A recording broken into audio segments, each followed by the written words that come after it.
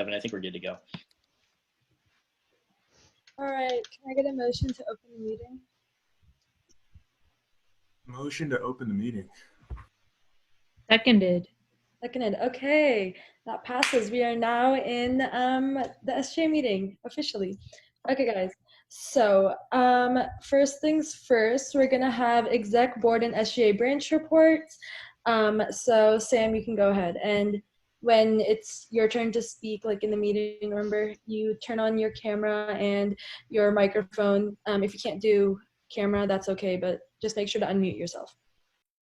Thank you. Yep.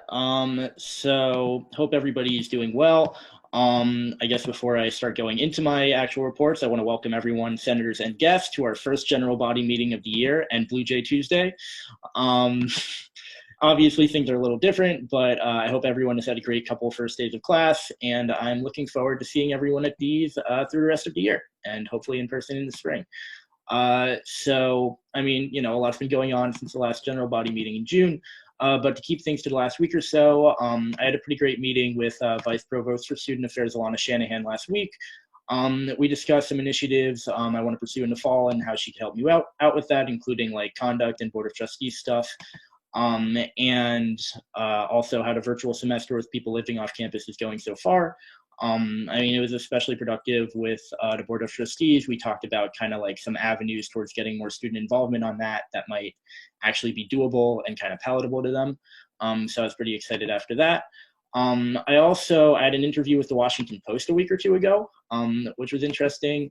I ended up getting featured in one of their stories, which I say not to brag, but because through that, I ended up getting in touch with Andy Green, who works in communications. And we're going to be having a meeting next week to kind of like get to know each other and sort of establish a channel for SGA feedback about communications. And, you know, obviously with COVID and everything, that's been a topic of discussion. So I'm pretty excited to have that communication line opening up. I also, yesterday, I had a meeting with Andy Wilson about issues with PAC belongings, student PAC belongings, after that newsletter article came out. I kind of talked about what I learned from the responses to the testimony form that we put out last week in our email and on social media. And we discussed kind of several things within that. I learned that they're shutting down the Bayview warehouse for today and tomorrow to better organize like all of the boxes in there. Because, you know, there are just some issues around people's belongings getting mixed up. And, you know, I've heard from several students that it's just, you know, the warehouse is not looking great. But I'm pretty excited about the reorganization, and hopefully that will make a positive impact. I talked about transportation. I kind of saw that a lot of people were concerned that, you know, it's just hard to get to Bayview, especially if your parents aren't here or you don't want to shell out like $40 for a zip car. So I mentioned that, and he brought up a couple of things. One, that there is an option to get your belongings shipped to Homewood. But I brought up that there are people who still, you know, they'd like to go to the warehouse so they could get a better sense of like what their belongings actually are. So I asked about like Blue Jay shuttles or hop vans to just like bring people to Bayview for free, because, you know, I think people should be able to pick up their belongings for free. So he said that would definitely be back on the table.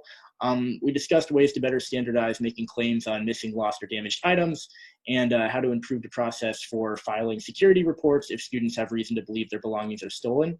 If you take anything away from this section, it's that if you have had a belonging stolen, you know, they really want you to file a security report.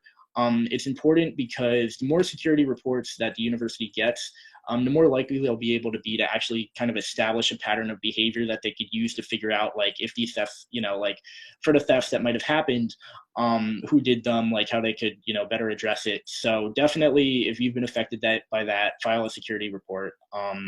And we kind of talked about ways to potentially make filling out a security report a little better, because obviously that's a little intimidating. So that was something I brought up. Also, kind of the last takeaway, more so for senators and the public, is that, but also the public, this will be a long process, and I would like to delegate this to someone, you know, both for getting more of you involved, especially because I'd like to have someone closer to the issue involved, because, I mean, I wasn't personally affected by the PAC belongings issue, and I think people who are personally affected by issues should work on them. So I will be reaching out later this week to people that I think would be good for this. But also like feel free to reach out to me if you'd be interested in helping to take this on. A key statistic I learned is that about like roughly 1,300 to 1,500, I forget the exact figure, students had their belongings packed, and only 200 people have picked it up yet so far. So there's still like a lot of scaling up they have to do. There's going to be an important process. So if you're interested, even if you're not a senator, if you're interested, but especially if you're a senator, reach out to me and I could get you plugged into that. I also I have a meeting with Jen Calhoun and Jess Oros about conduct coming up. It's kind of both for improving the process in general, since I've heard some complaints about that, and given COVID, conduct is obviously especially important, especially around like off-campus large gatherings and stuff. So I'm excited to hear all of your thoughts around that during our discussion. And definitely let me know if you today, and let me know if you'd be interested in working on that. For those of you from the public who are watching, I'd also be interested to hear your feedback. I mean, you could either email SGA, or you could also stick around until the public comment period at the end of the meeting and, just tell us your thoughts there. That would also be great. Would love to have someone show up for that, multiple people show up for that. And last couple of things. So Mehek and I had a transition meeting with Calvin and Caroline this week, yesterday, since Carolyn will be becoming our new advisor after the first year elections that will be coming up this month. So it went well, and we're excited to start working with Carolyn. And then also, last thing, I showed up to the Academic Affairs Committee meeting last night because there's concerns about, kind of the continuation of course reviews being summarized, which the university announced would cease with spring 2020 courses, and that's something we're interested in kind of looking into. So I talked to them a little bit about that.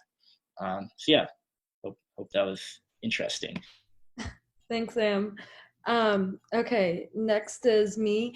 So mostly what I've been working on is kind of what Sam said with him, but another thing I've been working on is the SGA Spring Retreat. So we're gonna have that Sunday from 3 to 5 p.m. and I'm gonna email you guys the Zoom link soon for senators, and we will have another Spring Retreat after the freshmen are elected, and that one's gonna be more of like a, I don't know, like module type thing. Like it'll be more kind of like more about Parley Pro, how to write legislation. We're gonna invite like CSC, all of those people, and like CMC and stuff like that. So yeah, look out for that email. And yeah, we just had the transition meeting with Carolyn. Okay, next we have Addie. Sorry, I was trying to take notes very quickly. This is my first time taking the notes. Wow. So hi, welcome back. I have some like updates / information about budgets.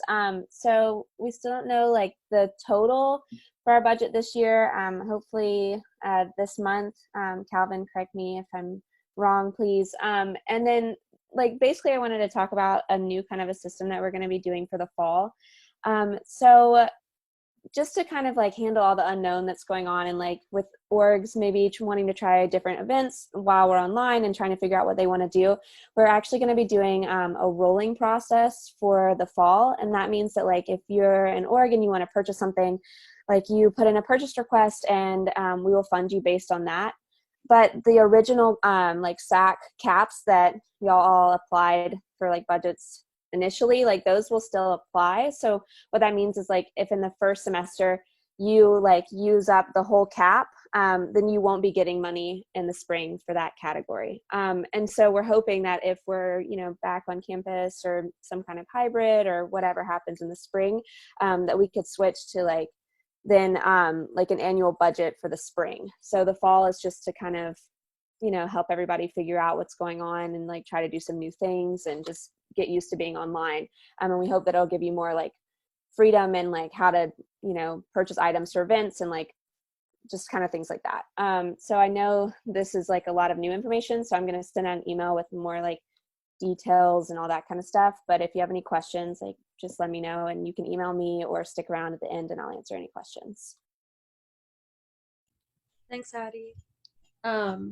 Okay, wait, I'm gonna take the floor back for 1 second. By mistake, I said 3 to 5. It's 5 to 7 for the mini retreat. And also, if you're a senator, please make sure to fill out your conflict of interest form before the mini retreat on Sunday. Okay, next we have Brianna, if she's here.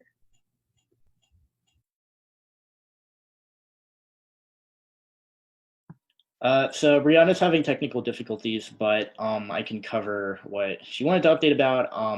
In case you guys didn't see it, in our drive, we have website tutorials and campus group tutorials about how to do all of that. So if you have any questions about any of it, you can just go into Google Drive to see instructions on how to update your part of the website.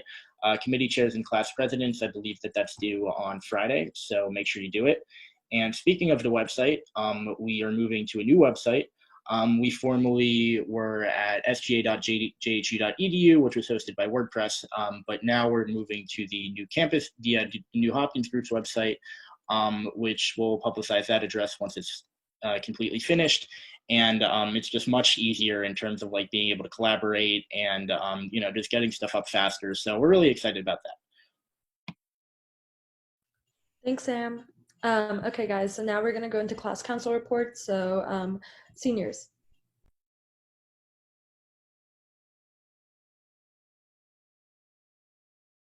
So Will, that's you. Oh my God, sorry, I was on mute. Okay, sorry. Oh, I'm so sorry. I was holding down the space bar and it changed everything. Okay. Yeah, so Senior Class Council has been meeting weekly since 2 weeks ago in preparation for the fall semester. Our website is up, so on campus groups, but we're just gonna we're still gonna add some more stuff to it, but it is like functional and like it has like all the information we want on it so far. And we're just gonna be sending out our first email by the end of this week.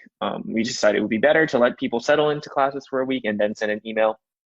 I also had a meeting with Calvin, actually 2 meetings with Calvin. And so we've just sorted out our budget for planning senior week, alumni weekend, and MSE party.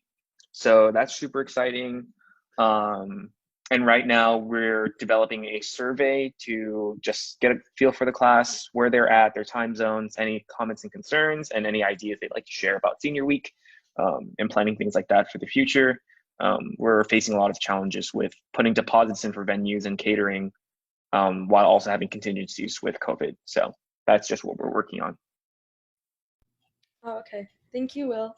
Next, we're going to have juniors. So Nathan. Hey, y'all. Can you hear me? Awesome. So nothing much to report so far. We're in the process of setting up our regular meeting time. Class of 2022 COVID group me is popping, so that's great. I think we're looking at kind of creating some more virtual engagement opportunities, maybe through GatherTown. So stay tuned for more on that. Yeah, otherwise, nothing much to report. Thanks, Nathan. Okay, next we have sophomores. So Anthony. Hey guys, kind of similar to what Will said. I think we're just kind of waiting for everyone to settle into classes and kind of get a feel for the schedule. Then we can come up with like a regular meeting time and all that. But we are currently working on our website. And I think besides that, nothing else to report. Awesome, thank you. Next, we're gonna move into committee reports. So Academic Affairs, Senator Chanda and Senator Zhang. Hi everyone, I'm Veda. I'm one of the co-chairs for Academic Affairs. We've been up to a lot of exciting stuff for the past month, and yes, as Sam mentioned, we are trying to get the course evaluations back in some way or another. I'll let Cece talk about the rest of the stuff we've been doing. Hi guys, I'm Cece. So far we collaborated with the Office of Academic Affairs, and we sent out the official guide to Hopkins Academic Support, which is pretty cool. We'll continue working with them throughout the semester. So if there's anything that you feel they should do or you want us to tell them, let us know. So about a third of students participated in our fall grading survey. We presented this to the Whiting and the Krieger curriculum committees. So we have several members on those committees actually. So if you ever want us to pass on some information to our deans, please do let us know. You can email us. Our email is jhusgaacademicaffairs@gmail.com, and I'll drop it in the chat in a second. So the opt-in deadline actually got extended to January 10th of next year. So you'll have until then to decide whether or not you want to have pass-fail or you want grades. We also had some coffee chats. So we spoke with a couple of you and just checked in and gave you some advice for, how to successfully handle freshman year. So that went pretty well. If you guys want us to do something like that again, let us know. And finally, we are currently updating our Instagram pretty much weekly. And I think we'll keep doing that. We're collaborating with Study Consulting right now to do that. You can follow us. It's at JHU SGA Academic Affairs. And we'll try to keep you in the loop with anything new that may be happening. A couple updates went out yesterday evening, actually. And finally, as Sam mentioned, we're still in the process of deliberating a couple things of what we're going to focus on. But one thing is the course evaluation. So if you have any thoughts about that, please do let us know. I think we're going to start working on maybe a mid-semester feedback survey as well, because we did have some concerns about maybe professors not being accommodating. But if that's the case, please also email us and we can put you in contact with a couple of our deans that may be able to help you out. And one more thing. So the Office of Academic Affairs and Academic Advising has virtual drop-in hours. So this is from September 11th, or until September 11th from 9 a.m. to 4 p.m. And then from September 14th onwards, it's 11 a.m. to 3 p.m., Mondays, Tuesdays, Thursdays, and Fridays. So you can find that if you just Google like our academic advising, but you could also email us and we can get that information to you. Yep, that's all I have. Thank you, guys. Okay, next we're gonna move on to civic engagement. So that's Senator Wong and Senator Lee. Hi. So, yeah, I'm Grace. I'm one of the co-chairs for civic engagement. Gaydai, down there, is my co-chair, and we've been focusing on a couple of different initiatives over the summer.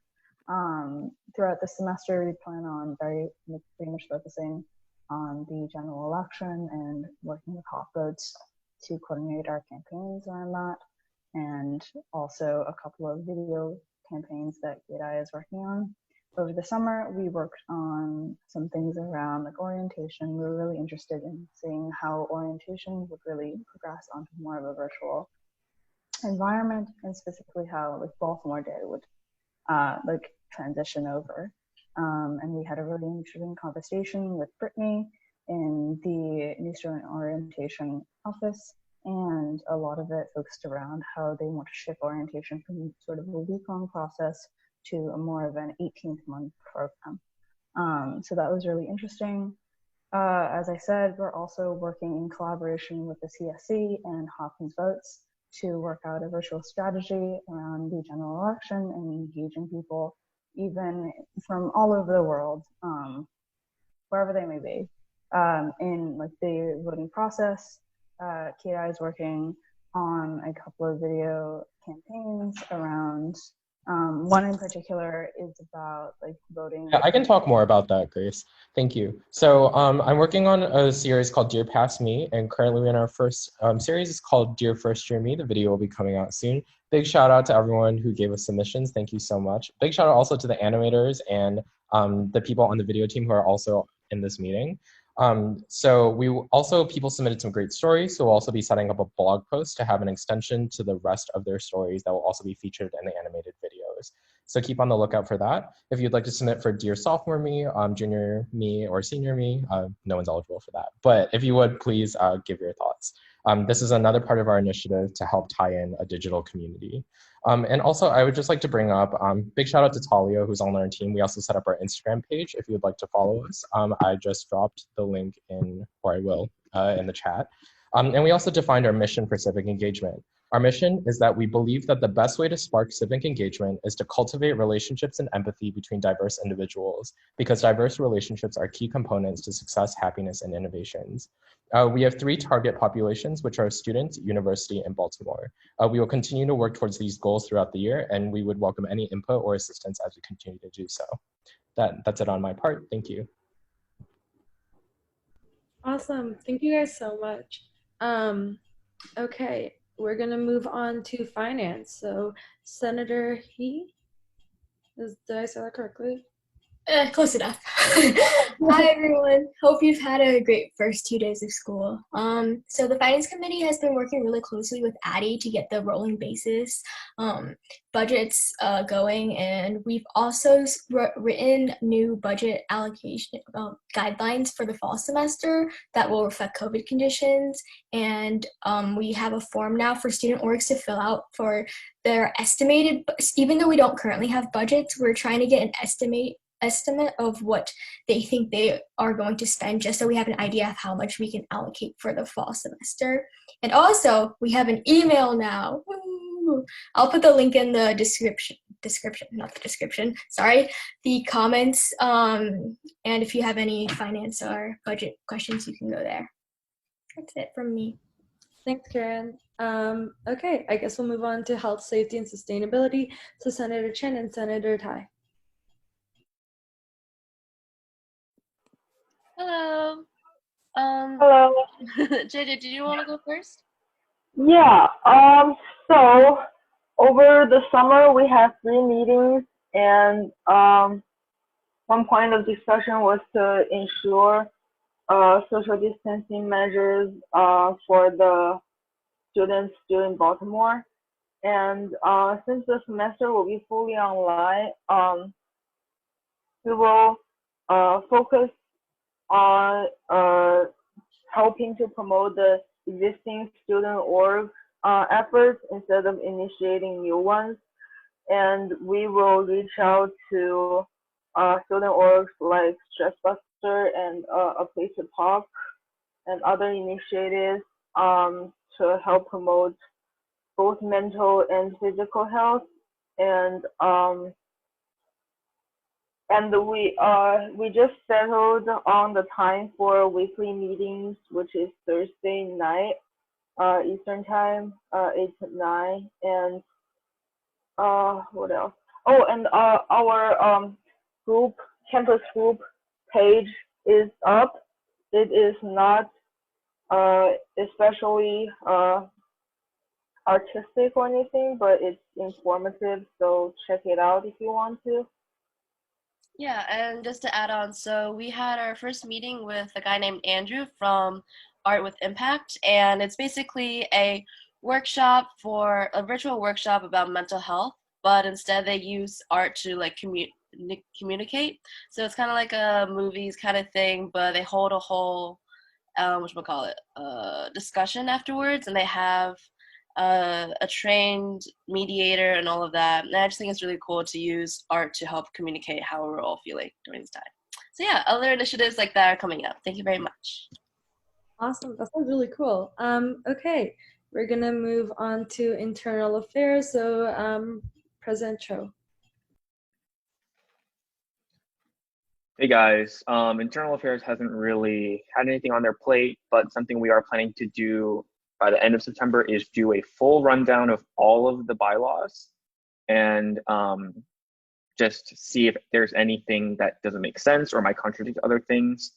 And by the end of that, we're going to bring up all of our concerns / bring it to the Senate and be like, hey, are you guys concerned about these things? And we'll also be open to suggestions from everyone else within the Senate if they have any issues. For example, before we bring it to the Senate, we might just like throw it out in our group chat and be like, hey, please refer to these things and tell us if you have any comments, concerns, because we saw that this is weird. So by the end of September, we will hopefully have done a complete audit of the bylaws. So that's what we're working on. Awesome. I'm just going to add one more thing for internal affairs. The CSC is changing their bylaws, and they need to get it approved by next Tuesday to like not mess up their timeline for like re-electing or electing freshmen. So internal affairs is probably going to have a meeting to confirm or reject, like have a meeting to discuss their bylaws before next Tuesday. Yes, thank you for that. Sam mentioned that. Thank you. Okay. We're going to move on to student org. So Senator Kalahasti and Senator Chen. Hello again. So CSO has been really busy over the summer. One of our big initiatives that we started at the beginning of summer was something called liaison pairing, which we passed legislation on, etc. So basically, it took a little bit longer than we expected because we had to compile an original list of the SGA student orgs, which has not existed before. And also, it's just good to double check that we have all the orgs we need as we transition from Hopkins groups to campus groups.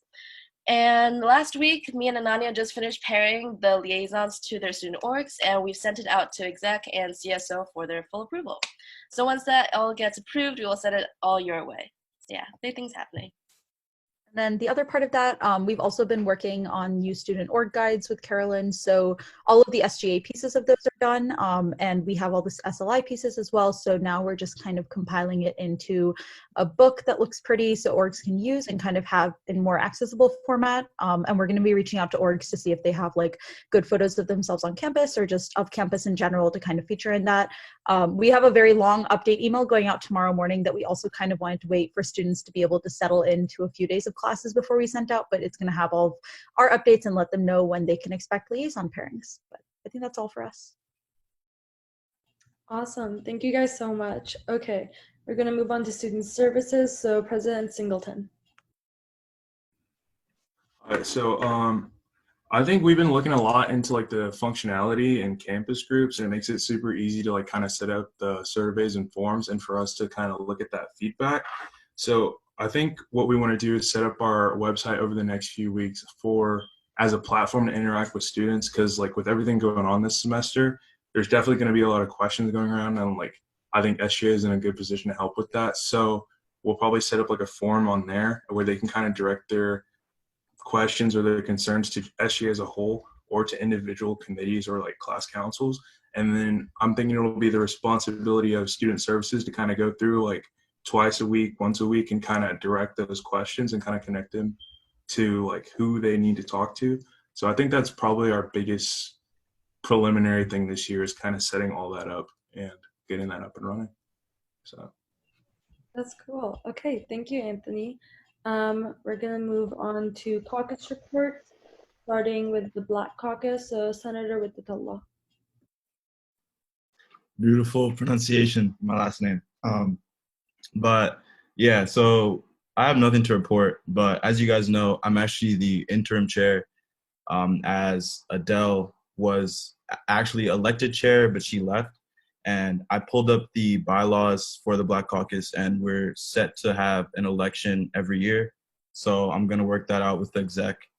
And, you know, I've been trying my best, but I believe there could be someone else who's more socially and like politically knowledgeable. You know, I'm more of like a science guy. So if there's anyone else, definitely throw your hat in there.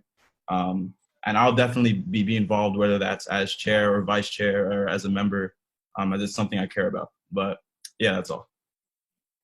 Awesome, thank you. Next, we're gonna have the Latinx Caucus. So Executive Secretary Soldatelli. All right, so my video is disabled. I don't know why, but that's okay.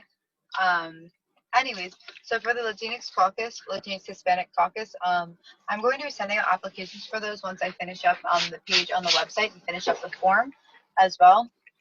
So, okay, now I can start my video. Wonderful. Also, I apologize for being late. I'm currently on vacation and our Wi-Fi just like totally failed when we were leaving the hotel room. So anyways, if anybody's interested in helping out with the Latinx or Hispanic Caucus, I am looking for other members from here because I'm technically chair, but there is in the bylaws a position for co-chair, and I am really looking for someone. So if you want to get, if you want to like help out with that, again, super appreciate it. That email should be coming out within the next 2 weeks. We don't really have anything that urgent to discuss, which is why I'm kind of taking my time with it. We also don't have a timeline in the bylaws. If anyone is interested in looking at like the bill that created it or the other rules, feel free to message me, anything like that. That's all from us. Awesome, thank you, Brianna. Next, we're gonna have the Women and Gender Minorities Caucus speak. So Senator Zhang. Hello. Okay, so just a few things. The caucus is wrapping up some of our activities from the summer. One of the things that we've been doing is creating like a series of promotional posts for us because we're recruiting right now. So please follow our social media at JHUWGMC because we're posting pretty frequently right now. And then the other thing is that one of our other committees has been working on a website for survivors of sexual violence and misconduct on campus. But I'll talk more about that later when it comes up on the agenda. And then last thing, I really encourage more senators to join the WGMC. You can join in our Slack. There's a channel, but then I can also put the link to the WGMC Slack in there. So please join, and I'll post the handle for our social media in the chat. Thanks. Awesome, thank you so much. Next, we're gonna have our advisor report. So I think for right now, that's Calvin, right? Yes, good evening. And Carolyn, if you're there, just wanted to first introduce Carolyn to say hello to all of you as we'll be transitioning at the end of the month. She's up there somewhere. And got a couple things to go over. So I just wanted to share those. First, happy Blue Jay Tuesday. I am wearing blue. And I will always say happy Blue Jay Tuesday. It is Blue Jay Tuesday as we started talking about last year. First, allocations hopefully will be coming out this week for SGA. So they will have a final number on what they'll be able to allocate to those student organizations as they make requests. For those groups and for you all as senators, we did a video on how to submit a funding request and a purchase request. That is in Hopkins Groups, in the Hopkins Groups training video feed. We will also be going over that information during the RSO 101 so that groups know how to do it. But it is already available, so if anybody's interested in going to make sure that they understand how to go in and do a funding request and a purchase request at the same time, that video is already available. Second, the class council pages. So there are 4 class council pages and they're separate from the class pages. So in Hopkins Groups, there are 4 class council pages for the 4 class councils, which is where they'll manage their budgets. Just so you're aware, this year, I am the sophomore class council advisor. Nick Wright in my office is the junior class council advisor, and Carolyn Harris is the senior class council advisor. And so we'll be working with those class councils to work through different pieces throughout the semester, including their budgets and events that they'll have throughout the year. In terms of this week, you all will receive an announcement on student organization debt. So just be looking out for that. We'll send that out at some point this week. And then in terms of if you are back on Homewood's campus, you do have the ability to go pick up wellness kits. So as long as you have your QR code, you will be able to pick up those wellness kits. In terms of those students who are learning from a distance or from their hometown, the university is not going to ship them to you. However, when you come back to campus, you will have a wellness kit waiting for you. So please know that if you're not here, you still will get a wellness kit when you get here.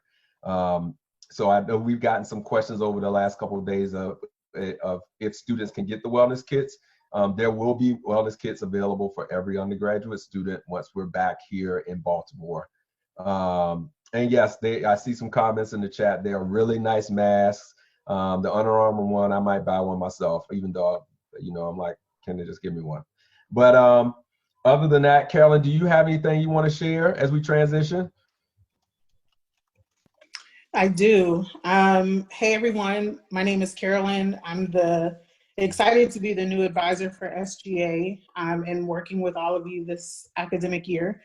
There's a few things that we've been working on in SLI that I'm sure folks are talking about. Re-registration for student orgs open on August 1st and it'll close on September 30th.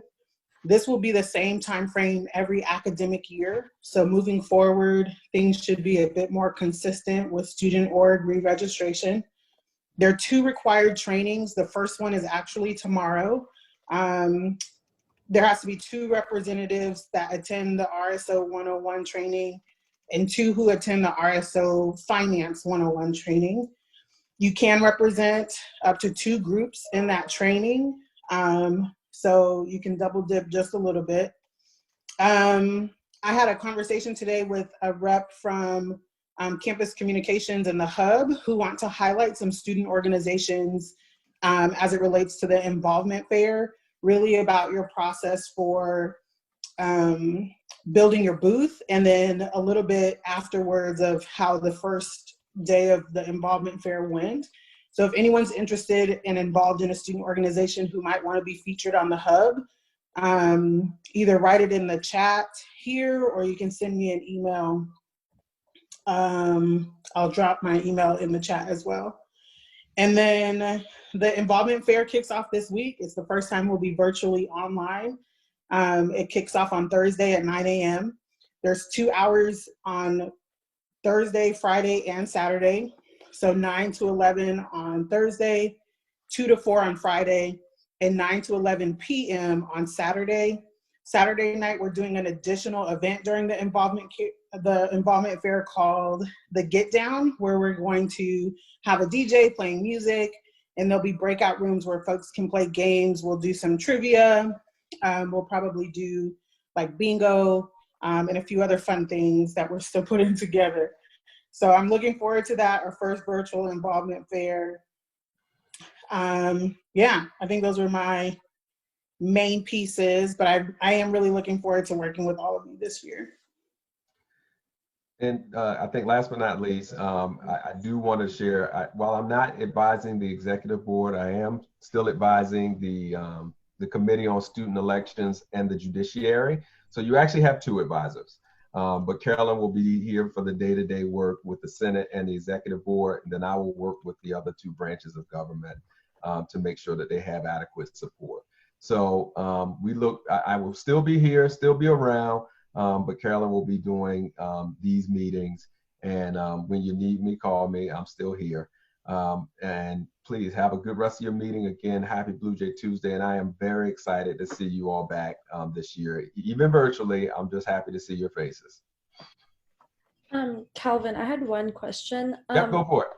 Who is the advisor for like the freshmen that are gonna be coming in to be elected? That they are under Brittany Claridge and first year experience and orientation, or the orientation to first year experience, whatever that part, the orientation office. Okay, awesome, thank you. Yep.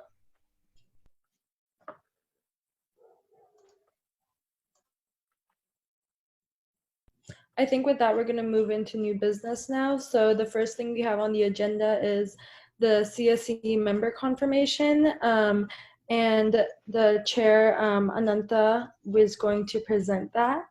So Ananta, you have 5 minutes to present it, and then we can go into like moderate caucus or Q&A or into voting procedure. And yeah, I'll pull it up on my screen, and then you can tell me when you want me to change the slide. Okay, perfect. Thank you, Mehek. Hey, everyone. Hope you guys are doing well. For those of you who may not know me, my name is Ananta, and I'm currently the chair for CSE. So as Mehek said, we just have a short slide today to introduce the rest of the committee, and I think actually some of them are in this meeting as well. So okay. Yeah, I think you can move on to the next one, please. Yeah, so just a little bit more about myself. I am currently a junior and neuro major. My hometown is Libertyville, Illinois, which is just north of Chicago. And a fun fact about myself, because why not, is that I've learned Indian classical singing and dancing for over 13 years. Next, we have Elizabeth, who is a new member. She is part of the senior class, and she's majoring and minoring in international studies, French, and art history. Her hometown is in Massachusetts, and her fun fact is that she's never seen any of the Harry Potter movies. Then we have Mimi, who is also new. She is a sophomore majoring in public health and Spanish. She is from Virginia, and her fun fact is that she can wiggle her ears. And then finally, the 4 remaining members are all freshmen. So the first of those 4 is Teresa. She is majoring in public health and neuro. She's also in Virginia. And I think like many of us here, she absolutely loves Costco. And if she could, she would live there. And then we have Riha. She, again, is also a freshman. She's majoring in public health, and she is from Florida. And then Hannah is Molcel. She is from New York, and her fun fact is that she's memorized over 200 digits of pi. And last but definitely not least, we have Nubera. She is Kembe, and she's from Canada, and she's been living there ever since she was 2, but she was originally born in Oklahoma. So. Oh, was that it? Yeah, that was just it. So. Okay, awesome. So we're going to now hopefully have a motion. So if anyone wants to put a motion on the floor, now would be the time.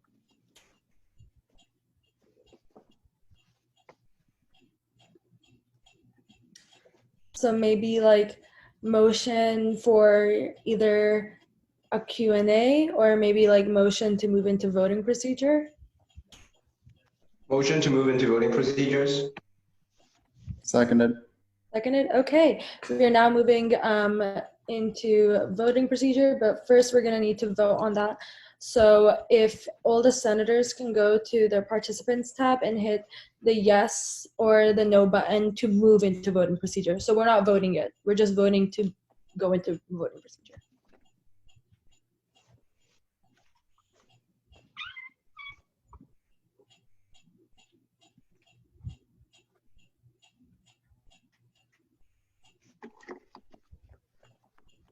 Okay.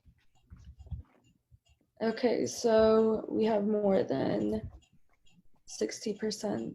So could Talia and Veda vote? Okay, I see that. Okay. Looks like we are now in voting procedure. So now we are going to vote on the new CSE members, and we're voting to confirm them. So if everyone wants to vote yes or no on confirming the new CSE members, hit the yes or the no. But if you want to abstain, then you can just not vote or go and hit the little clock thing. And yes, I brought the gavel because new school year, so I was like, you know, I need a little something, you know.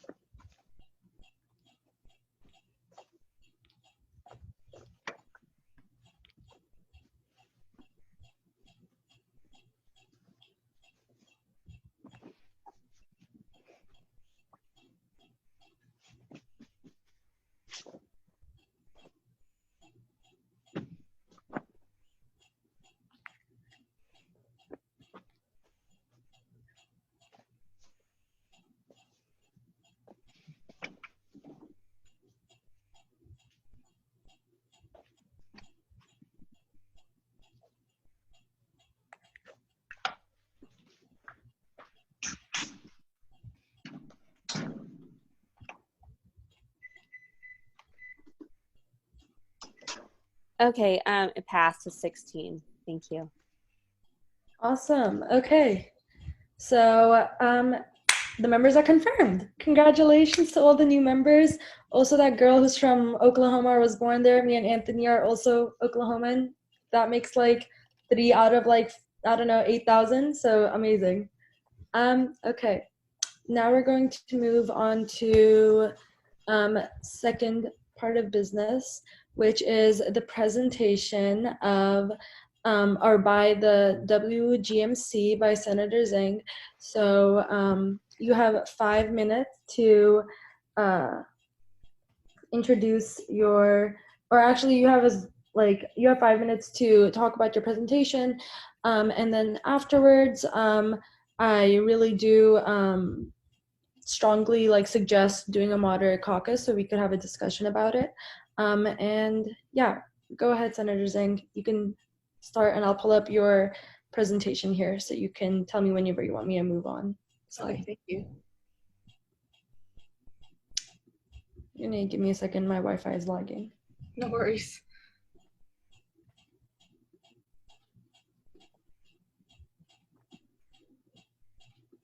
Okay. Okay, so this this website was made by me and the current chair of the Sexual Violence and Misconduct Committee of WGMC, but she could not be here today, so it's just me presenting. Next slide. So I just wanted to quickly talk about why the WGMC thought that this website was important, especially with COVID going on right now. We found it really important to have a web resource for people to learn about the resources available on campus and online. And also a lot of the information that we compiled is available online, but it's in very disparate areas. So we wanted to have one centralized area where people could easily find these resources. And then also we wanted something created by students for students so that there's that kind of trustworthiness of this resource. And we wanted it to be a sort of community-based sort of ever-growing kind of resource. So that was why we decided to create this website. Next slide.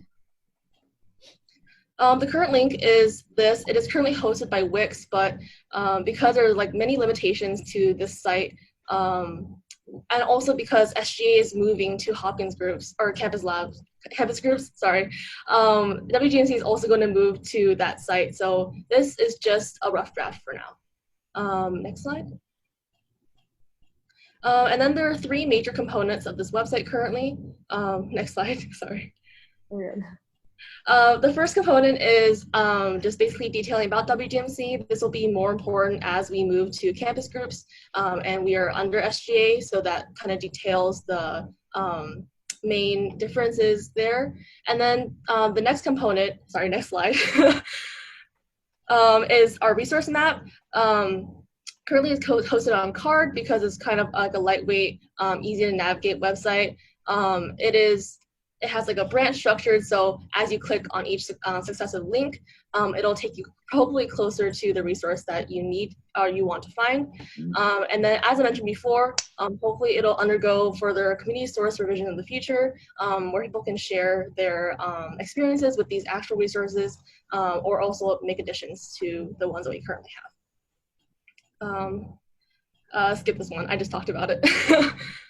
Okay, so this is an example of one of the pages that we have. So if you click on the first link on the top, I would like information about medical care for minor injuries, STD testing, and contraception. It'll take you to the one on the left. Some of this information you can definitely find online, just in different areas, as I mentioned before. And also there's some other, information that you might get if you asked a friend what to do about the situation rather than looking online for it. So it's offers a more personal approach to it. And then also on the bottom right corner, that's an example of one of the web resources that we have. I think currently we don't have any testimonials about those, in contrast to the ones that we have about the Hopkins resources, but hopefully that will be expanded on in the future. Next slide. And then the last part of this website is a series of blog posts that we're hoping to expand on in the future as well. Just testimonials or advice or just genuine stories from the members of the Hopkins community. Basically just to provide a sort of community and a sort of sense of camaraderie amongst Hopkins students who might want to seek out that kind of environment, but online, because we are online right now as a campus. Next slide. And then lastly, some of the things that we want to do before we want to vote on this next week is to reach out to OAE for their take on it. And then also hopefully soon move our website to campus groups. Ellie and I do want to be involved in that process, but maybe we can work with CMC and or Brianna as we work on that process. So yeah, that's the end of my presentation. If anyone wants a motion for anything. Okay. So does anyone want a motion for maybe a moderated caucus or anything like that? Just have a discussion.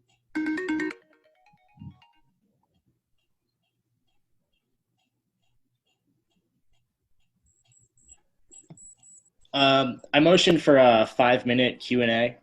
Could I get a second for that? Sam can't make that motion. Okay. Sorry, I, Sam. mo- I motion for a 5-minute Q&A. A minute Q&A? Okay, Second. that was Nathan. Okay, I got it seconded. Okay, we are now in a minute-long Q&A.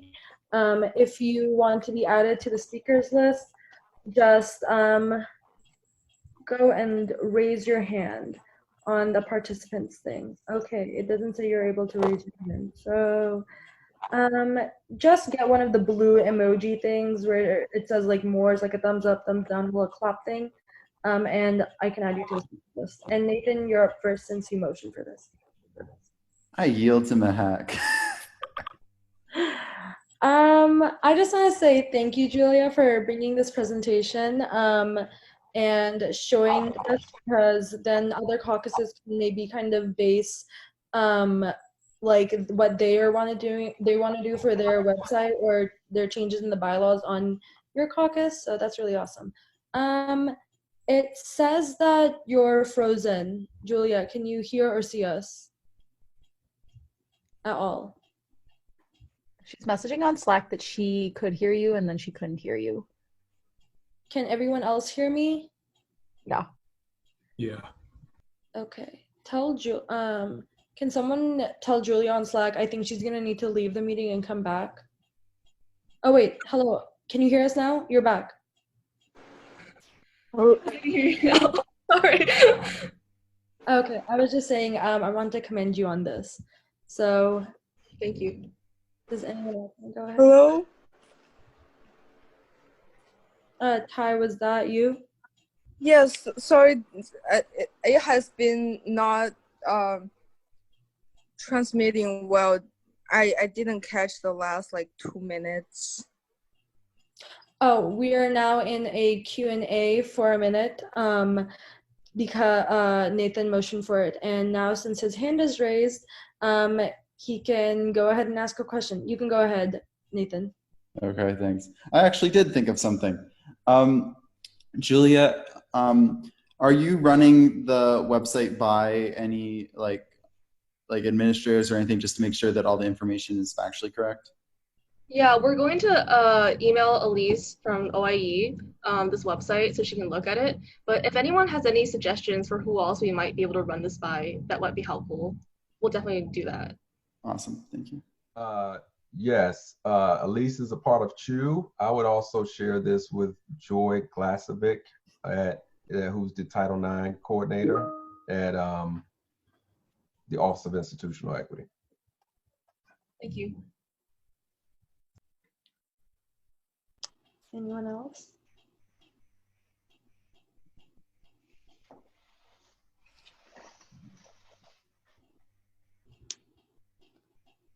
Well, oh, Sam, go ahead. Yeah, I don't really have any questions. I just wanted to thank you and Ellie for putting this together. I mean, this is really awesome. I know a lot of work went into it, and I mean, this kind of thing is, it's kind of what SGA should be doing, like putting together resources that weren't previously available. So thank you for that, and thank you for presenting. Thanks, Sam. Okay, so the moderate caucus has expired. So if anyone else wants to make a motion to extend it or do anything else, or we can move on to new business or the next thing on the agenda. We're not voting on this, right? No, not this week. Okay. So I'll give a couple of seconds in case.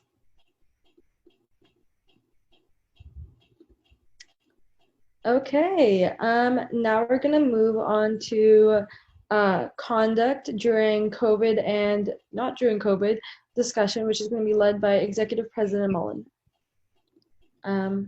So go ahead, Sam. All right, thank you. Yeah, so as I kind of talked about during my Executive President update, so I'm meeting with Conduct tomorrow to kind of talk about a few different things. Sort of going into it, there's some parts of Conduct that, I've heard things from some people that I think might be able to be improved. And it's also just like a conversation I'm interested in because Conduct is a really important part of the student experience. So I just wanted to set up a meeting with them to kind of talk about that. And then they're also interested in getting our feedback about kind of, just various ways to approach conduct in COVID. Because as you all know, certain public health behaviors that are kind of like antithetical to controlling COVID are prohibited under the Student Code of Conduct. So they just wanted to talk to me and by extension us about the best ways to implement that. So I just really wanted to have the opportunity during the general body meeting to have a discussion about that because I think it's really important. I know that at least some of you have opinions on it, and I just wanted to hear what people think. So yeah, I mean, I'd love it if someone can motion for some sort of moderated caucus, maybe, I don't know, like 10 minutes, 30-second speaking times, 5 minutes, 30-second speaking times, whatever you all want. Will, you can go ahead since your hand is raised. Yeah, motion for a 9-minute moderated caucus with 45-second speaking times. Can I get a second for that? Second. Okay. If anyone's opposed to that, hit the no button. Otherwise, we're gonna continue on. Okay, so we are now in a 9-minute moderated caucus with 45-second speaking times. First on the speakers list is Will. Will, you can go ahead. I yield my time to anyone else. Does anyone else want to speak first? I can go first. Okay. So Sam, I saw the email that they sent out, and I really do like a lot of the precautions that they're taking around students during time of COVID and everything. But I was wondering if admin was gonna make a more, I wouldn't say stringent, but more like detailed kind of conduct things around some of the things, because a lot of the things are like recommendations, like you can't have 10 students or there's going to be like conduct issues and stuff, but like what are the conduct issues going to be, like what are the consequences, and how would kind of like admin know that there would be more than 10 people in a certain area, and is admin kind of like allowed to tell students what to do on private property? Like, for example, if they're being told that they can't have kids in their apartments and they live on like 33rd Street, that's off-campus housing, right? Like if they live in a house or something. But then what if they live in like Baltimore, but that's off-campus housing too. They live in Baltimore, but they live with their family and their family has like more than 10 people, or they have like people over. Does the same conditions kind of apply? Because there's no language that says that that's any different. So these are just some questions I've had. Yeah, so if anyone else wants to go after that. And then you can go ahead, and then Sam can go after you. Kind of similar to what Mehek mentioned, I'm wondering what like tracking protocol for those types of things would look like either way. Like I don't think feasibly, unless we're like mandating some sort of reporting system, there's a way to like keep track of what people are doing on like their own apartments or like their own private property if they're in houses or something like that. And I obviously like I understand the safety necessaries for it, but I'm wondering if there's a way we can promote that safety needs and like the safety priorities while also having a system of like reporting and enforcing that's actually going to be measurable, given that people are using their own apartments or are just not going to report when those types of incidences are happening if it's like a self-reporting system. Okay, we're gonna have Sam go and then Calvin. All right, cool. So this might be something that Calvin's about to also say, but in terms of kind of like monitoring, so to speak, so they're not going to be, they're not going to be going from house to house looking for parties. Kind of like what we were told is that it's more kind of based on if they hear about it, then they'll come look into it. So for example, say like they get a noise complaint because there's like a really loud party and then a neighbor calls the Hopkins community liaison, then that community liaison will look into it. Or maybe like, if someone calls the police on a party because that's something someone can do, and Baltimore also has its own gathering limits, and if you violate those gathering limits, then you're subject to penalty from the city of Baltimore. So like if the police hear about it, they'll contact Hopkins and then Hopkins will get involved. So that's kind of some of it, but I have a feeling Calvin will be able to elaborate a little more. And I also bring all these questions up. I'll check out the notes after this meeting and write it down. Awesome, thanks Sam. Okay, Calvin will go and then Will can go after that. Yeah, and Sam, thank you for sharing that because that's pretty close to what happens. So what I want you all to take comfort in, and just for your knowledge, our process is not changing in terms of how we go about determining or finding out about incidents. So like we don't have people going to houses. We have people who monitor the area. Our community liaison is out Thursday night to Sunday morning every weekend. That's always been a thing for the last 15 years. So that's not going to be any different. What I would share with you though is that I've already received 2 anonymous emails from concerned students or neighbors who are taking pictures of you all and sending them back to the university. So while you all may be engaging in certain stuff in the privacy of your home or in your yards, concerned folks are sending information back to us. And so if we are acting, it is based off information that we've received from a third party. It's not based on the university sending out police officers to check out and see if we can find anything. And in terms of, I know Mahek, you asked some questions about, different scenarios that may come up.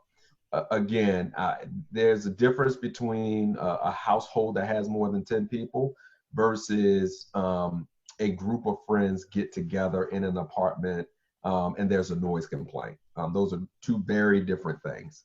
And really, the goal is not to get people in trouble, but we also recognize, and through many of the calls that we had throughout the summer, there was consistently a couple voices that asked the question, well, we're still going to have events, so it's no real way that you can stop us. Like, that's a mentality that some students have.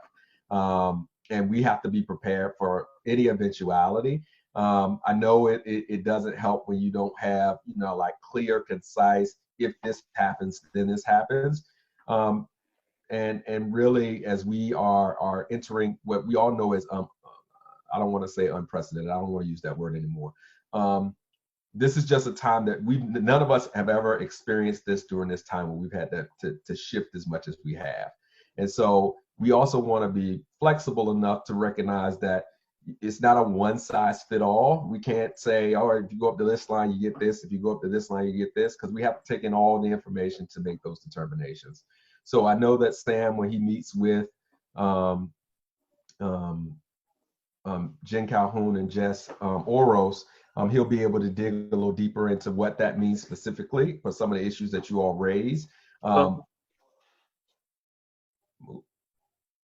Okay, but yeah, just know that. Awesome, thank you, Calvin. Next, we're gonna have Will and then Talal. So Will, go ahead, you have 45 seconds. Yeah, I was just wondering if there's like or if we're open to, this is also kind of at Calvin, if there's some kind of system for students to, like, I guess, report. Is that allowed? Like, if there is student knowledge, because like sometimes I feel like the best way that students would know, or if the university were to know if there were like inappropriate gatherings, is just by like if you walk by a house and there's like a bunch of people in there. Like, what is the process like if a student like brings it up to you or the university? Like, or will there ever be like a specific conduit for, or like a anonymous form for people to like have someone check that out if something like that happens? And so and Brianna, this might be a good resource to also share on your website. The website is called Speak to Us, JHU. That is an anonymous reporting website where you can report conduct issues or things that you see. And if you want to do that anonymously, you can enter it into that system. That system is run by a third party, and when information comes to it, they then share it with us. So literally, unless you tell us what your name is in the complaint, we have no way of knowing who it is. So you can share your information if you want us to reach back out to you, or you can share your concerns anonymously. But Speak to Us is the name of the website. So if you just type in JHU Speak to Us, oh, somebody just dropped it in the chat. and that goes for COVID, that goes for Title IX complaints, that goes for harassment, discrimination, any type of complaint or issue. If you have an issue with a professor, you can put it on Speak to Us. And believe me, I've gotten my share of emails from them about things that have come up over the course of time since I've been here. Oh, thank you, Calvin. Next, we're gonna have Talal speak, and then our moderate caucus is going to expire. So someone can motion for an extension, but Talal, you can go ahead right now. Hey, yeah, I had two questions actually. So my first one was, so I understand that having gatherings of like 10 people or more will get you in trouble. But aside from that, would a student get in trouble for not wearing a mask or improperly wearing a mask, and could they be reported for that? Because that's something that I've heard people like joke around about. Like, Yes. oh, I saw you wearing your mask low, so I'm going to report you. Okay. Yes. On Campus, let me clarify. On campus? On campus. So, okay, does that mean like walking down St. Paul? No, that's not campus property. So I mean the Homewood campus on the other side of Charles Street, where all of the academic buildings are. Okay. And then my second question is kind of a follow-up. So, if a student was improperly wearing a mask on campus and they got reported, what type of punishment would that be? Would that be like a write-up? No, not necessarily. I think the first thing you have to remember is if somebody approaches you and says, hey, make sure you put your mask on, that's going to be the first thing that they do. They're going to ask you to put your mask on. It is when someone asks or makes a request of you to put a mask on, and then the student says, well, I don't want to wear a mask.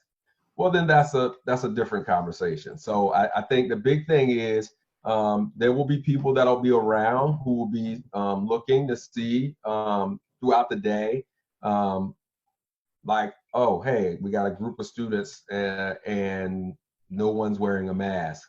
And they'll say, hey, just please make sure you put your mask on.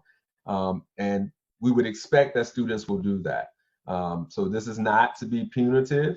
And that does not mean that it rises to the level where you will get written up and there will be some accountability to you. It may just be a conversation where we need to have a conversation about the public health guidelines and why it's important to wear masks. But again, I don't want to say that there are not circumstances and more egregious things that are out there. But if it's just like, I'm just not wearing a mask, very likely the folks will just say, hey, just make sure you put your mask on. Okay. All right. Thanks. Yep. I have a question about what's to be done if someone says, forgets your mask at home. I thought there were supposed to be like safety officers around with masks, but there's been occasions where someone will have to like run back home. So what are you supposed to do about that? I think the big thing is, and I can't speak for everybody, but I don't even leave that's like my keys, my wallet, and my mask when I leave the house. I cannot speak to, and I can ask the question about the safety masks, and that officers will have them available. But the university is providing masks. They're providing a lot of different stuff. And so but let me get some feedback on the mask question, and I will make sure that I share that with the executive board so that they can share that out with the rest of the student bodies. But I can't answer that question definitively. Okay, so the moderate caucus has expired. If anyone has any more questions, you can extend it. Or if you don't and think of something later, then you can email and ask Calvin. Okay, with that, we're gonna move on to the Civ Fair presentation. I just wanna thank Sam for bringing up this discussion. It was actually very much needed. Okay, so the Civ Fair presentation is gonna be by Executive Secretary Soldatelli. And so, Brianna, you have around like 5 minutes or however long you wanna take to talk about this. You can go ahead. All right, thank you guys. Alrighty, so again, I'm on vacation, so I don't actually have my laptop to share the presentation. But I'm just going to talk about generally how Civ Fair is going to work. how our booth is set up, and also things with setting up campus groups and the website as well. So first off, Civ Fair, I hope you all know what it is. We've gotten like a million emails about it, but with the said million emails, we have the timing for it. So from Thursday 9 to 11, there's a slot, and then Friday from 2 to 4, and then Saturday from 9 to 11 p.m. So I'm going to be having at least 2 SGA representatives at each of that time. So after this meeting, I'm going to be sending out a form. Basically, the SGA representatives, you guys have been here before. It's just as if you're manning the booth in person. All you're going to do is be on there. You're going to be active with the live chat and Zoom. We can answer questions, recruit new members, talk about what SGA meant to you. Thank you to everybody who sent in those videos for the virtual fair booth. I sent them in the Slack, the thing that I put together, you know, like that whole video, and that is our primary video link. Our primary picture link is just like the SGA photo. I also included photos from all of the events. There's a Wellness Week photo, the Freshman Haunted House, a couple things in the past, and then a few older class council things. I uploaded our Constitution, bylaws, a few other things, and then under the link section, I have Running for SGA FAQ.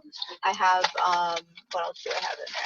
A ways to be successful in SGA, and then how to get involved in SGA. So those are the 3 links that I have under there if anybody's asking about that. I do recommend if you log into the campus group's website and go to the virtual fair booth. I have already activated the booth, but go ahead and like look at our booth so you know like what's actually in there. If you do have questions about that, I also recorded campus group tutorials specifically for SGA. So for how to update the blog on the website, how to access the website, how to access the virtual fair thing, add members, literally anything you could possibly want. It's in our Google Drive. In general, it says like website tutorials or like campus group tutorials or something like that. But basically be on the lookout for the form that's talking about what hours you can take. If you can't take any hours at all, if none of those times work for you, please let me know. I'll find another way for you to be involved somehow, some sort. But that will be coming out shortly. I'm trying to have it out by midnight tonight and then have the answers by probably noon tomorrow. I know it's a little bit late notice, but I was making sure I had everything like ideally set up. If anybody has any questions about Civ Fair, feel free to send them in the chat now so I can address them. Okay, so if anyone wants to motion for anything, they can do that. If not, then we can move on to new business. So I'll give you guys like a minute to mull that over.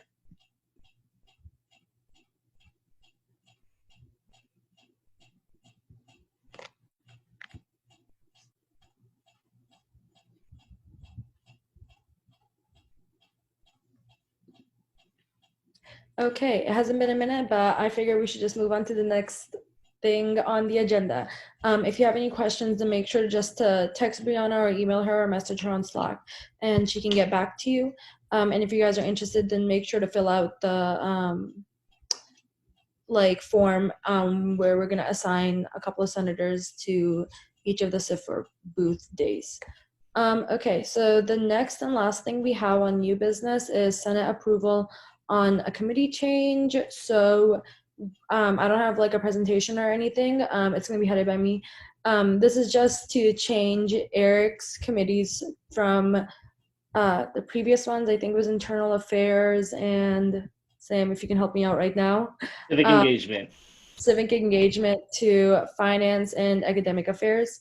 So if anyone wants to make any motions on that, we can go into like motion to vote, motion to moderate caucus, motion to Q&A. Motion to vote. Awesome. Could I get a second? Second. Second. Okay. All right. So now we're gonna vote to move into voting procedure. So if everyone can go and hit the participants yes or the no thing. And Talal, this is a thing because we confirm everyone on different committees and like we have to vote on that. So if you change your committee, we have to confirm you onto the committee so you become an official member. But you don't need to get confirmed to leave a committee.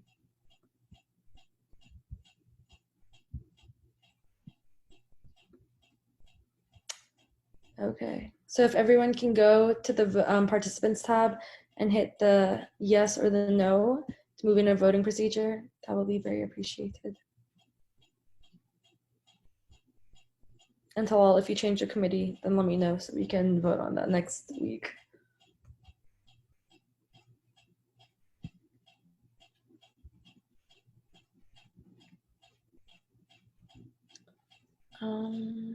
I think Kayda, you still need a vote. And Nancy.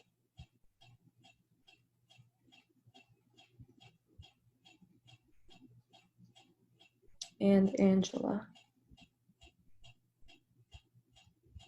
And Chinette.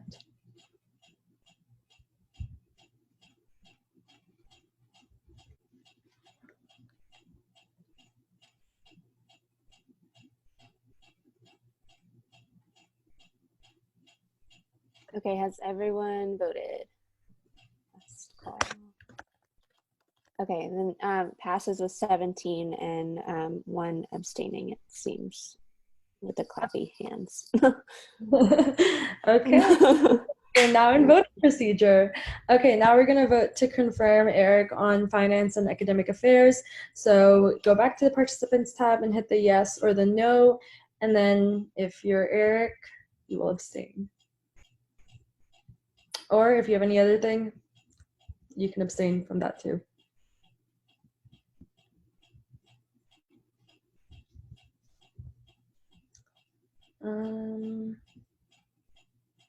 Okay. Angela, I think you still need a vote, and Trinette.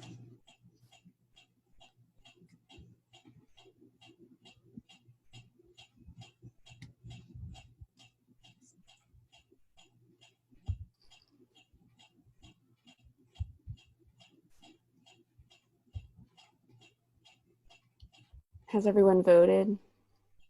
I think they have. Okay, then it passes with 19. Okay, awesome.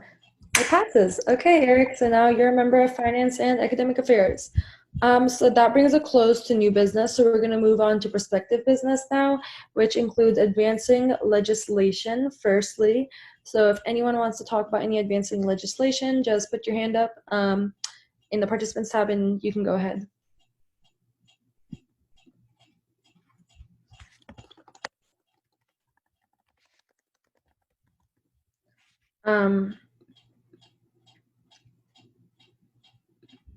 Well, okay, it looks like no one has any advancing legislation. Just one thing is the CSE bylaws for next week. And another thing, we're probably gonna hopefully have the caucuses work on making their bylaws more defined, kind of like the WGMC. Yeah. I saw Will raise his hand, so Will, you can go ahead for your advancing legislation thing. If you still want to say anything. I'm sorry, it's not advancing legislation. It's more of like prospective business. Sorry. Oh, okay. Then we're gonna move on to announcements now. I think Sam had something, and then Will, you can go ahead after him. Thank you. Yeah, so nothing huge, but Alita Rosen, who runs the official Johns Hopkins Instagram, contacted me because she would like our help in helping to helping with an initiative to encourage people to wear masks. So basically, she's interested in having SGA members email her pictures of them wearing masks and captions about why they wear masks. It's a great opportunity because you get to promote public health and you get to be featured on the official Johns Hopkins Instagram, which is pretty cool. So I'll be forwarding you all or sending you all an email about that later tonight or tomorrow morning.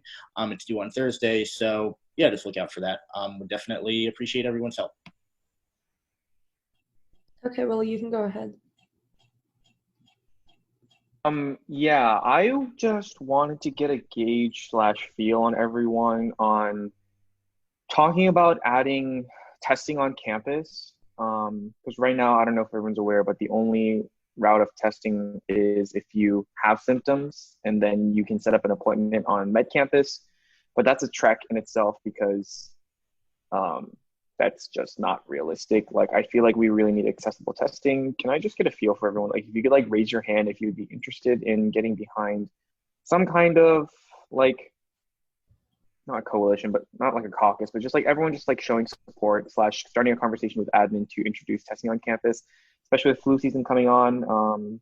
And we're all going to be spending a lot of time indoors. I think it would be great if we could get behind getting testing on campus from our standpoint and probably surveying the students as well. So I'd be happy to build a survey because I've done those before. And hopefully CMC can also, and you guys can help with just an outreach. Are the people who have like their hand up, are they showing support for Will? Or is that what it is? Yeah. Okay. Sam, do you mind just giving a little context to that, please? Yeah, Sam, is there anything you can add, or Calvin, or like anyone, any of the higher ups, the big people could tell us? Yes. So testing is definitely something we've talked about during the student advisory committee over the summer. As you might imagine, we also want testing. Basically, what I can tell you is that right now there is testing available for people who are living on campus in dorms. As of now, to the best of my knowledge, that's about 60 people. But you know, essentially, kind of when we go back to the original fall plan. So we're in phase 1 right now, or 1B technically. And then the target was 2A, and then there was a hypothetical 2B. And in that 2B, it was kind of envisioned that we'd have like a lot of testing. We'd have surveillance testing, just epidemiological, not public health, surveillance testing to kind of get an idea of the prevalence within the Hopkins community. And then just kind of like regular testing, I think maybe every week for everybody, regardless of symptoms. We did not reach that stage. I mean, I guess I couldn't go into specifics off the top of my head, but I mean, the testing capacity just, to the best of my knowledge, isn't there. Although, I mean, I definitely agree. It is something we should have. We did ask for it. I mean, there is, as you all probably know, testing available for people who are screened by the JH COVID call center. And if during that screening, they determine that, you know, like, I don't know, maybe you have symptoms, maybe you live with someone or exposed to someone who had COVID, then you can get a test. Kind of like, I guess, on campus, so to speak. I mean, I haven't personally gotten one, so maybe Calvin knows more about where exactly that would be. And then, but that's definitely something I agree that we should, you know, kind of look into. And then another thing we could do is sort of publicize like where tests are available in the city of Baltimore, because you can just, you know, you could go off campus and get a test, which it would be better to have it on campus, arguably, but like that's also something that we could do in the interim. Yeah, Sam, you did a good job. I think the only thing that I would add is just some context around that phase 1, phase 1B, phase 1, which means that we are all remote. So that means, especially for our campus, none of the buildings are open, and very few staff, and that includes the health center, is open. However, down at the medical campus, they can still provide you the testing that you need. And that's where that JHCCC center is currently. So am I frozen or is he frozen? You're good. Okay. So that's why the testing is down there. Obviously, you do have free JHU transportation to the medical campus through the Blue Jay shuttle or the Blue Van shuttle. I forget what they call that. The Jimmy or the Blue Jay shuttle, I should say. And but I do think it's worth engaging in that conversation around what provisions could be made to do testing closer to the Homewood campus.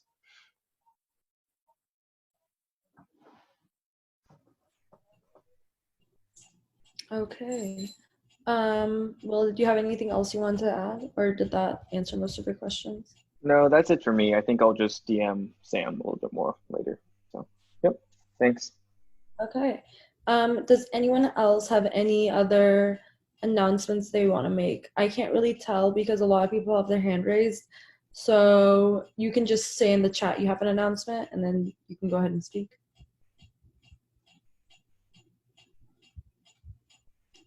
Suba, do you have an announcement? Okay. No, I was just raising my hand, but I also had one of my friends, she did the med campus thing, and they like specifically said like don't use a Lyft or Uber and stuff. So that like I know that Jimmy would like go to the med campus, but that was just another thing they said specifically, like don't use Uber or Lyft to go. Oh, okay. Nathan, you can go ahead. Yeah, I guess just to kind of comment off of Suba's point, my concern not only is the accessibility of the test, I want to be sure that we're also talking about just allowing juniors and seniors to, I mean, obviously testing capacity just isn't there yet, but getting to a place where there is some asymptomatic testing. Because I would like to exist in a world where if you have reason to believe that you might have been exposed to COVID, you can get a test. And I think that that's just going to end up being good for public health. So the accessibility piece is important, but also I think the idea that you always need to have symptoms in order to get a test, and that is an 100% hard and fast rule, is something that there should be a little bit more leniency on. I definitely agree. Okay. After, if anyone else has any other announcements or advancing legislation, you can raise your hand, but otherwise we're going to move into public input period. So I'll give you guys like 30-ish seconds right now.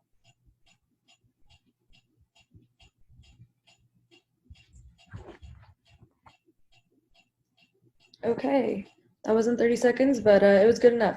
Okay, we're gonna move into public input period. So this is the time when people who are non-SGA can voice their concerns or ask questions. And yeah, so if you're part of the public, just raise your hand and I can just let you go ahead and you guys can talk. Mark Stefanos, you can go ahead. Hi, I just want to inquire if there was any information about how, given the fact that we're all virtual, how freshman elections for SGA is going to be taken, if that's been decided or talked about yet. So they are going to be online. The CSC has come up with a timeline, which I think will put the freshman election sometime at the end of this month. Sam can probably talk more to that because I think Ananta left and she was the head of the CSE, the Committee on Student Elections. Yeah, so yeah, I mean it'll be online. Last spring it was online, so it'd probably just be roughly the same. Before elections start, I mean the CSE has to change their rules, given that we're in an online format, so things have to be a little different. And before they change it, in order to approve a rule change, it has to be approved by us. So that will hopefully be happening on September 8th. And then I guess I'm not sure it's my place to announce, specific information about any other timelines, but you could definitely email the CSE at CSE. I'll just send it in the Slack in the chat if you have any more questions. Thank you, Mark. If you have anything else, you can go ahead. Otherwise, I'm going to lower your hand so someone else can raise theirs.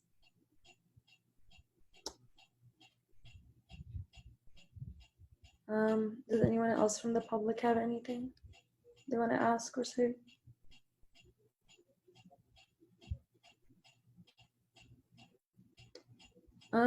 Okay. So, okay, Harvey, you can go ahead. Hi, everyone. It's a pleasure to be here for the first meeting. I was just curious, timeline-wise, if for the remainder of the first semester, as I understand it, meetings are going to begin at 8 p.m. EST, or if that change is subject to debate going forward. I'm just trying to plan things. Well, right now, it's going to be from 8 p.m. I mean, I've already scheduled all the meetings in the future on Zoom. Like you can make a recurring meeting link. So they're all going to be 8 p.m. and we did that based on a poll from our senators are currently in it. And we took into account the fact that some people are going to be in different time zones, like a 12-hour difference. So later is better for them. So for I think the rest of the semester, it's going to be 8 to 10 p.m. Okay, thank you. Anyone else?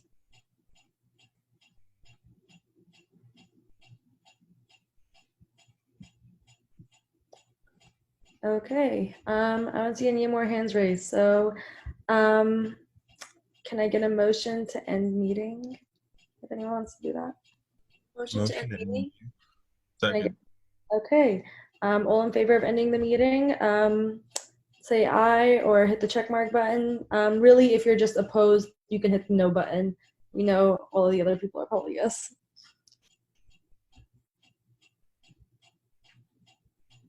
Okay, awesome. Looks like the meeting is ended. Adjourned. All right. See you guys probably next week on Tuesday. Bye. Next Blue Jay Tuesday. It'll be even better than this one.